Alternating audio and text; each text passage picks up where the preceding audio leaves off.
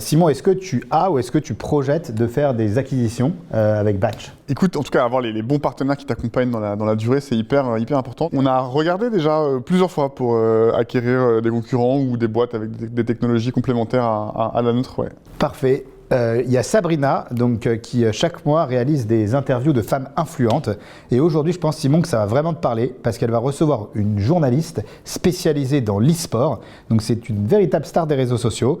Elle a créé, et bien sûr elle a une page Twitch, c'est Laure Vallée qui est l'invitée de Sabrina pour l'interview Girl Power.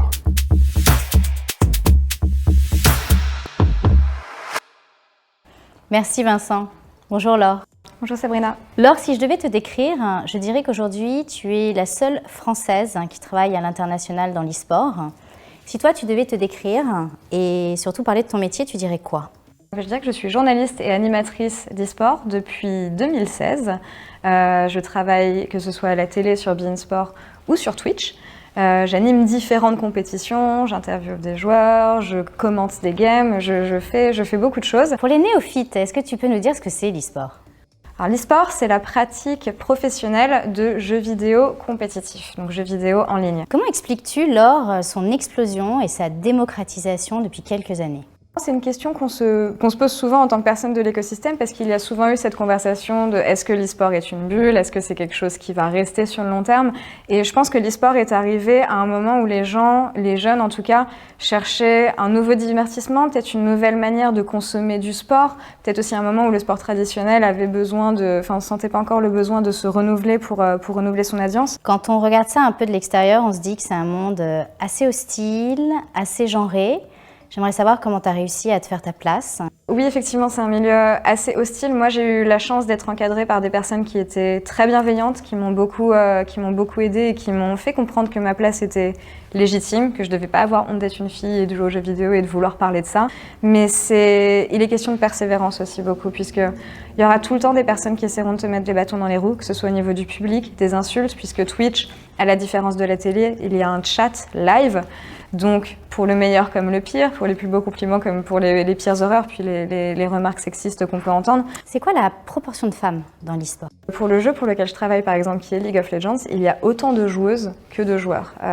Et finalement, quand on arrive au haut niveau de la compétition, il n'y a plus du tout de joueuses. Donc je pense qu'on peut en revenir à ce manque d'inclusivité, cette toxicité peut-être envers les joueuses qui fait qu'elles sont découragées avant même d'arriver à leur plus haut niveau. L'e-sport, c'est un métier qui se professionnalise énormément. On assiste à aujourd'hui des joueurs qui, en championnat, gagnent autant que des joueurs de football.